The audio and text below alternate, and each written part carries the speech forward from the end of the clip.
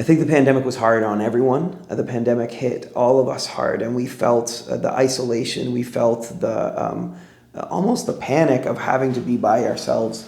But I think for those who are experiencing homelessness, who are unhoused, for those who have very little, for those living in rooming houses where isolation is not really an option, the inequities in our society were amplified a huge amount because of the pandemic.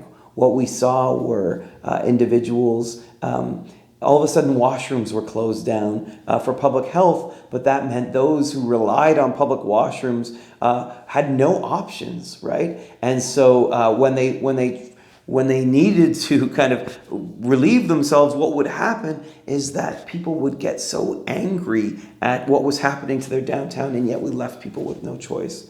I remember speaking to one individual who was kind of jumping from rooming house to rooming house during the pandemic, couch surfing. He said, "You know what?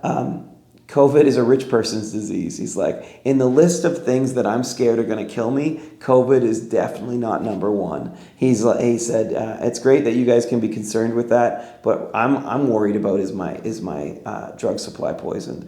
I'm worried about where am I going to sleep tonight. I'm not worried about COVID." And I think that's what we saw, is that it was legitimate how scared we were. But I think what it showed is how much we have left people behind in our development.